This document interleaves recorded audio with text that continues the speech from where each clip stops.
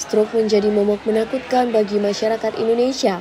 Tak hanya merenggut nyawa, stroke juga melumpuhkan aktivitas dan menimbulkan beban bagi keluarga. Di tengah situasi ini, kabar gembira datang dari Bali.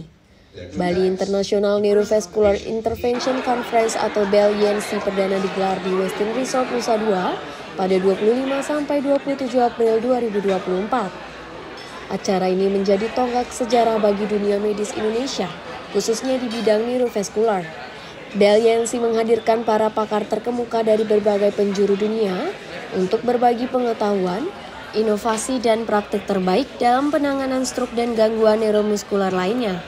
Dr. Afan bersama Dr. Kumaratini Radiologi Sains, Prof. Rene Capot Neuroradiologi dan Terapi Endovaskular Intrakranial, dan para pakar lain menekankan pentingnya kolaborasi dan pertukaran pengetahuan untuk memajukan pengobatan stroke dan gangguan neuromuskular. Salah satu hal yang menarik dari konferensi ini adalah presentasi penelitian inovatif tentang modalitas pengobatan baru untuk kondisi neurovaskular yang kompleks. Para ahli berbagi pengalaman dan hasil mereka, memberikan wawasan berharga dalam meningkatkan perawatan pasien dan hasil klinis. Keberhasilan BEL-YNC tidak lepas dari kekayaan budaya Bali yang menjadi daya tarik bagi para tamu internasional. Kedepan, penyelenggara berencana menjadikan konferensi ini sebagai acara tahunan dengan cakupan dan jangkauan yang lebih luas. Jadi kan stroke itu kan punya kecacatan paling banyak dan juga di Indonesia dan juga membuat biaya kesehatan paling tinggi.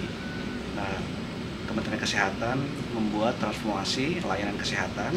Salah satu pilar adalah layanan rujukan. Jadi ada satu pilar yang namanya pengampuan rujukan terutama penyakit katastrofik yaitu stroke. Untuk stroke ini tentunya selain menyebarkan kebutuhan akan diagnostik juga butuh keahlian. Nah, keahlian itulah pentingnya dilakukan kegiatan seperti ini. Jadi mengundang pembicara-pembicara asing untuk melakukan transfer teknologi dan transfer ilmu sehingga dokter di Indonesia itu menjadi meningkat kemampuan kompetensi dan skillnya. Kalau untuk topik yang diangkat dan tema-tema yang dibahas dalam acara ini itu apa aja tuh? Topik mencakup semuanya. Jadi topik mencakup semuanya, tapi dasarnya adalah stroke. Stroke itu paling bahaya adalah acute ischemic stroke karena membutuhkan tindakan trombektomi dan juga trombolisis dan juga diagnostik yang baik. Tindakan diagnosis, kemudian trombolisis dan trombektomi yang dilakukan dengan baik, pasien tidak memiliki kecacatan dan juga meninggal. Saat ini total peserta di atas 340 dari seluruh Indonesia dan bahkan juga dari mancanegara. Kemudian selain dokter ada juga perawat, terus banyak organizer yang datang untuk support, dan kami akan memikirkan ini untuk dilakukan secara berkala dan akan selalu berpusat di Bali. Pasti di Bali karena Bali is beautiful, right? It's a great honor and pleasure to be here. It's extremely important for stroke treatment to be done in Indonesia.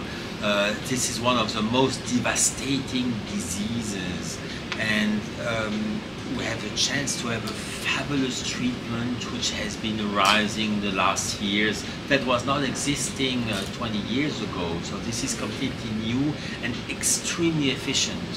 Now we're able at any time to get out from the arteries of the brain to remove a clot, which is usually very small, but this small thrombus, this small clot destroys the brain.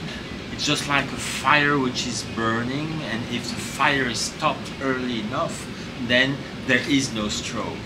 But this requires a chain from the beginning to the end for it to work well. It requires diagnosis to be done in an accurate way, and not only a CT, but a CT with some injection, CTA, CT perfusion.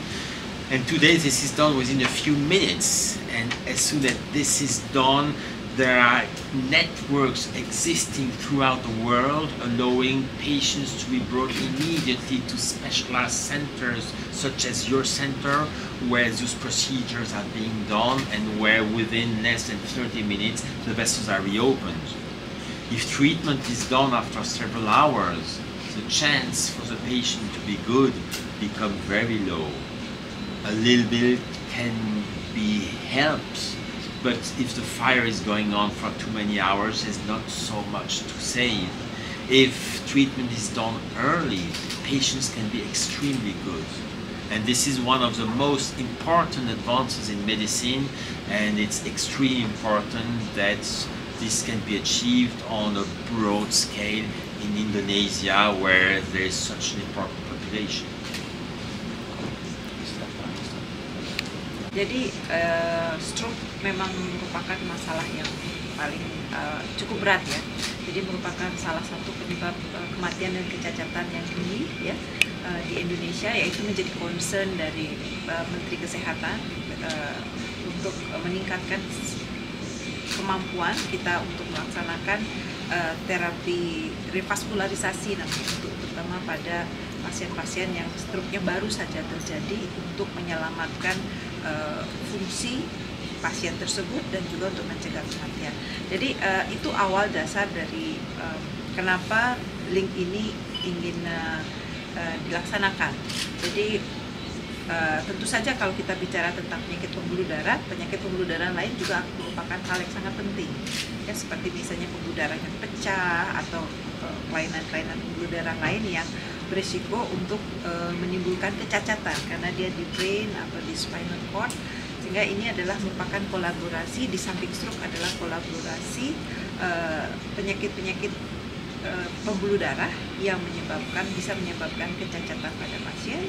Jadi karena kecacatan akan menyebabkan orang tidak produktif, akan menyebabkan quality of life-nya juga terganggu, bahkan kematian. Jadi adalah suatu hal yang sangat penting untuk kita sebagai dokter di Indonesia meningkatkan skill, mengundang pembicara asing juga, berkolaborasi bersama-sama supaya kita bisa juga menjadi lebih baik lagi di ke depan.